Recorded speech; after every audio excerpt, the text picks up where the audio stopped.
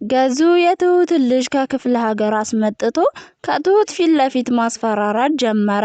ገዙ ትሁትን ከልጅሽና ከአለምነሽ ምረጪ አለበለዚያ እገላታለሁ ሲላትም ትሁት ልጇን አይኗን ለማየት ጨነቃት። ምክንያቱም ገዙ ከፊቷ ልጇን ሲገልባት ማየት ስላልፈለገች አይኖቿን ጨፈነች። ህፃኗም ትሁትን በግርምት መመልከት ጀመረች።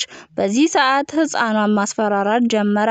በአጋጣሚ እንግዲህ እየተጠራጠረ የነበረው ናቲ ለአባባ ደውሎልን ነበረ። ትሁት ያለችበትን ቦታ ካላየሁኝና ካላወቅኩኝ ለፖሊስ ደውል፣ ልጅቷንም ትሁትንም ነፃ ማውጣት አለብን በማለትም ከአባባ ጋር ተመካክሮ ነበረ። በዚህ ሰዓት ናቲ በፊት እንግዲህ አንድ ቀን ሳያስበው ከገዙ ቢሮ በመግባትም አሁን ላይ የገዙን ወንጀል በሙሉ ሚስጥሮቹን አውጥቶ በኪሱ ስለደበቀ እናም አሁን ላይ ትሁትንና ልጅቷን የሚያድንበትን ፋይል አውጥቶም ከአባባ ጋር ተወያዩ። አባባም የሚያውቀው አንድ ፖሊስ አለ። እሱም ወዳጁ ስለነበረም ከሱ ጋር ተደዋውሎም ቀጥታ ወደ ገዙ አመሩ። በዚህ ሰዓት ናቲ የሚያውቀውን የገዙን ወንጀል በሙሉ ሚስጥሩን ዘክዝኮ ለፖሊሱ በመናገር የትሁትን ልጅና ትሁቴን ነፃ እንዲወጡ በማድረግም ገዙ በሰራው ስራ ልክ በተለይ ደግሞ በዚች ህፃን ልጅ ላይ ባደረገው እገታና በአእምሮ ተጽዕኖ ሊደርስ መሆኑን ስለተረዳ አንተ በቀላሉ የምትፈታ ሰይጣን አይደለህም፣ እስከ መጨረሻው እስር ቤት ዋጋህን መክፈልና በህፃን ልጅ እንዲሁም ደግሞ በእናቷ የምትጨክን አረመኔ ነህ አለው ፖሊሱ። ሰላም ውድና የተከበራችሁ የቻናሌ ቤተሰቦች እንዴት ናችሁልኝ? ሰላማችሁ በያላችሁበት ይብዛልኝ እያልኩኝ ለዚህ ቻናል አዲስ የሆናችሁ ሰብስክራይብ ያደረጋችሁ ቪዲዮውን እስከ መጨረሻው ድረስ ተከታተሉኝ። እንግዲህ በጉጉት ስንጠብቀው የነበረው ትሁት ድራማ ቀጣይ ፓርትን ይዘንላችሁ መተናል። እንደተለመደው ገዙ ማሰቃየቱን ቢቀጥልም ዛሬ ግን የእንጀራ ወይም ደግሞ የማሰቃያ ገመዱ ተበጥሶ ወደ ፖሊስ ጣቢያ ገብቷል አቶ ገዙ። እንግዲህ ትሁቴ በንዴት ገዙ ስታንቀው ልጄ ምንድነው ያረካት ልጄን ስጠይ ስትለውም ገዙ በመጨረሻም ትሁትን ታግሽሻለሁኝ ዝም በይ አላት። ትሁት ግን ንዴቷን መቆጣጠር ስላቃታት ገዙን ሲጥ አደረገችው ከኋላው።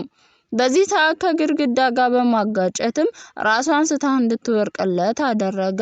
ከዛም ከወደቀችለት በኋላ ገትቶ አለምነሽን አግቶበት የነበረው ክላስ አስገብቶ ቆለፈበት። ገዙ በጣም ፍርሃትና ጭንቀት ስለተሰማው ከቢሮ ሂዶ ቁጭ ብሎ ውስኪ እየጠጣ እንግዲህ ራሱን ማንሳትም መቀመጥ እስኪያቅተው ድረስ ሰከረ። ቤቲንም በርግጥ ደውሎ ሲጠራት ደውሎ እንደጠራት እሷም ሄደች። እዛ ስትመለከተው ስራውን እያለ ዝም አላት። ቤቲ ግን ምን ሆነህ ነው ገዙ ጠርተኛ አይደል እንደ የመጣው ስትለውም እሱም ነው ግን ደግሞ አሁን አንድ ነገር ልነግርሽ ይገባል ሲላትም ምንድነው የተፈጠረው አለችው። ናቲ ተብዬ ልጅ ቢሮ የገብቶ አገኘው ሲላትም ምን ሊሰራ አለችው። ይኸውልሽ ቤቲ መጠንቀቅ አለብን አሁን ላይ፣ ስለዚህ አሁንኛ ወንጀል ከተገኘብን የመጨረሻችን ነው ዘብጥያ እንወርዳለን ሲላትም አዎ ልክ ነህ መጠንቀቅ አለብን አለችው። ግን ደግሞ ምን ሆነህ ነው የፍርሃትና የጭንቀት ስሜት ይታይብሃል ስትለውም አረ በፍጹም ማድረግ ያለብኝን ነገር ማድረግ ስላለብኝ ነው ሲላትም እሷም እሺ በቃ ልሂድ ብላ ሄደች ወደ ቤት። በዚህ ሰዓት ትሁትና ናቲ ተነጋገሩ። አሁን ሁሉንም ወንጀል የገዙን ይዤዋለሁኝ፣ ስለዚህ አታስቢ፣ እሱን ዘብጥያ የምናወርድበትን ፋይል ይዣለሁኝ፣ ምንም አያመጣም፣ እንደዚህ ካልሆነ እሱን ማሸነፍ አንችልም በማለትም ለትሁቴ ነገራት። እሷም እባክህን ከዚህ በፊት ግን ልጄ መቅደም አለባት ስትለውም የምችለውን አደርጋለሁ ትሁቴ እመኚ፣ ልጅሽ ነፃ ትወጣለች፣ አንቺም ከዚህ ከታገሽበት ነፃ ትወጫለሽ አላት። እሺ በቃ በማለትም ወደ ቤት ተመልሳ ስትመጣ ቤቲ ጸጉሯን ታጥባ ወደ ኪችን ስትመጣ ትሁት በሩን ከፍታ ገባች። የት ነበር ስትላትም ወደዚሁ ቃል ገዛ ለቻት። የምን ዕቃ ምንም አይነት ዕቃ እኮ አልያዝሽም ብላ ጠየቀቻት። ቤቲ ደግሞ ስትላትም ለልጅሽ ስትይ አርፈሽ ብትቀመጭ ነው የሚሻልሽ ትሁቴ፣ እኔ አንቺም ብሆን ልጄን በጎረምሳ አልቀይርም ነበር አለቻት ቤቲ። ይህን ስትላትም ትሁቴ የመጨረሻ ከመናደዷ ብዛት እኔ በፍጹም ልጄን በማንም አልቀየርኳትም ልቀይራትም አልችልም ስትላትም ለዓለምነሽ ቀይረሻታል አለቻት። ዓለምነሽን ብለሽ ሳይሆን ናቲን አጠምዳለሁ ብለሽ ነው ስትላትም ትሁቴ የመጨረሻ ተበሳጨች። አንቺ ባለጌ ስድነሽ በማለትም ተናገረቻት። በዚህ ሰዓት እባክሽን ቤቲ ለልጄ ስትርጂኝ ስትላትም እኔ ምንም የማውቀው ነገር የለም አለቻት ለትሁቴ። እያየሽ ነው በአሁኑ ከባድ ነገር ነው፣ ስለዚህ አርፈሽ ለልጅ ስትይ ብትቀመጪ ይሻልሻል አለቻት። ቤቲ እናንተ እኮ አረመኔ ናችሁ ስትላትም የምን አረመኔዎች ነው የምትዩ? እኔ አይደለሁም ስትልም በጣም አረመኔ ነሽ፣ ግን ደግሞ ልጅ አንድ ነገር ትሆንና አሳይሻለሁ ቤቲ አለቻት። ሌላው እንግዲህ አባባ የትሁት ስልክ ሊሰራለት ስላልቻለ በአጋጣሚ እየተጨናነቀ በነበረበት ሰዓት ገዙ ለአባባ ደወለ። አባባም ስልኩን አንስቶ ማነህ ምን ፈልገህ ነው ሲለውም ይህን ስልክ ከዚህ ቀደም ታውቀዋለህ አለው። አባባም አላውቀውም ማነህ ሲለውም እንደማንተዋወቅ አታድርጋ በደንብ እንተዋወቃለን አለው። በፍጹም እኔ አላቀህም አለው። አይ ካልክ ግን ስልኩን ልዘጋው ነው ሲለውም ባክህ እኔ ትሁት አሰሪ ነኝ አለው። ገዛኸኝ ምን ልታዘዝ? እኔ ትሁት ጠፍታብኝ ወደ አንተ ልመጣ ነበረ ሲለውም አባባ ግን እኮ አሁን እኔ ነኝ የደወልኩት አለ ገዙ። አባባም ነህ ግን ደግሞ ስለዚህ ትሁቴ ምን ሆና ነው ለምንድነው ስልኳን የማታነሳው አለው። እኔ እሱን አላውቅም አለ። እኛ ጥሩ ሰዎች ስለሆን እንጂ አውጥተን እንደፈለገች እንድትሆን የምናደርጋት፣ ስለዚህ ትሁት በፈለገችው ሰዓት የትም ቦታ ተንቀሳቅሳ ትመጣለች። አሁን ግን ከፊርማና ከውል ውጪ ምንም ነገር ወደ ውጪ መውጣት አይፈቀድላትም ሲለውም እሺ ጥሩ በማለትም ስልኩን ዘጋው አባባ። ከዛም ጀምሮ ሲደውል በፍጹም ስልኩ ሊነሳለት አልቻለም። በጣም እንግዲህ ተጨነቀ። የተፈጠረውን ነገር ምንድነው እያለም ናታል ጋር በመደወልም እንግዲህ ስለ ትሁት እንዲያጣራ ጠየቀው። በእርግጥም ትሁትና ናታል ቁጭ ብለው እባክህ ናትዬ ይቅርታ አድርግልኝ አለችው ትሁቴ። እሱም ምን አደረግሽኝ ሲላትም ቅድም ስላመናጨኩ ስትለውም ምንም ያደረግሽው ነገር የለም አንቺ አይዞሽ አላት።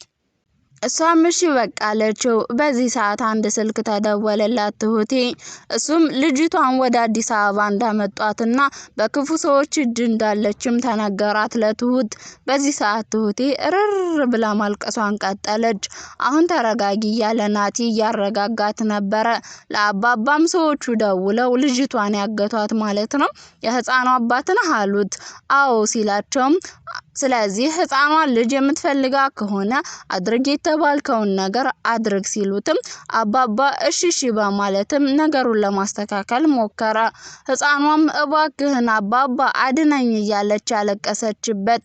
ዓለምነሽ በዚህ ሰዓት ከቤት ለመውጣት ዝግጁ ሆና አባባ ወዴት ነው ዓለምዬ ሲላትም ከልጄ ጋር መሄድ አለብኝ ልጄን ገዙ ይገለዋል አለችው። እሱም በፍጹም አይገለውም ምንም አታስቢ ተረጋጊ አንቺ ሲላትም አንተ ማነህና ነው ልጄን ካላወቅ እንዴት ላምነህ እችላለሁ አለችው። እሱም እባክሽ ተረጋጊ ላንቺ ዋጋ እየከፈለ የሚኖር ሰው ግን ተነጋግረን ነገሮች ይመቻቹና እንደምትገናኙ ከልጅሽ ጋር አውርተናል አላት። እሷም እሺ በማለትም ተስማማች። አሁን ላይ እንግዲህ ገዙ ሲጠጣ ቆይቶ መጀመሪያ ወደ ቤት ሲገባ ትሁት ልጄን ስጠኝ ልጄን መልስልኝ እገልሃለሁ ብላ ሲጥ ስታረገው ትሁትን በመገፍተርና ልቀቅኝ ባክሽ በማለትም ግርግዳው ጭንቅላቷን እንዲመታት አደረገ። ትሁት ራሷን ስታ ስትወርቅለትም ወደ ዓለምነሽ ክላስ ወስዶ አገታት። ገዙ ከምንም በላይ እንግዲህ ጠጥቶ ሰክሮ ሲመጣ ሳሎን የተቀመጡት ቤቲና እንዲሁም ደግሞ ናታል ነበሩ። ናቲ በመጀመሪያ ቀን የቤቲን ውበት ሲያደንቅላት ደስ አላት።